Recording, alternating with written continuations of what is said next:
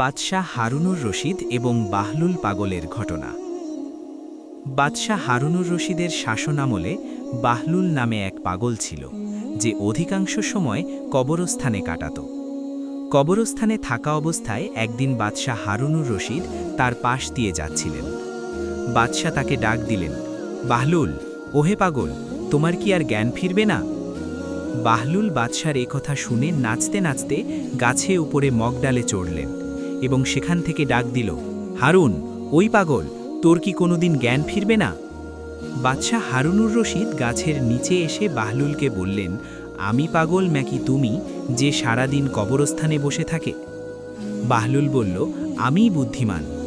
বাদশাহ জানতে চাইল, কিভাবে? বাহলুল রাজপ্রাসাদের দিকে ইঙ্গিত করে বললেন, আমি জানি এই রঙিলা দালান ক্ষণিকের আবাসস্থল এবং এটি অর্থাৎ কবরস্থান স্থায়ী নিবাস। এজন্য আমি মরার পূর্বেই এখানে বসবাস শুরু করেছি, অথচ তুই গ্রহণ করেছিস ওই রঙিন শালাকে আর এই স্থায়ী নিবাসকে এড়িয়ে চলছিস। রাজপ্রাসাদ থেকে এখানে আসাকে অপছন্দ করছিস, যদিও তুই জানিস এটাই তোর শেষ গন্তব্য। এবার বল, আমাদের মধ্যে কে পাগল? বাহলুলের মুখে একথা শোনার পর বাদশার অন্তর কেঁপে উঠল।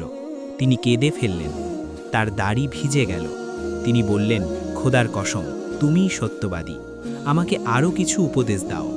বাহলুল, তোমার উপদেশের জন্য আল্লাহর কিতাবই যথেষ্ট, তাকে যথার্থভাবে আঁকড়ে ধর।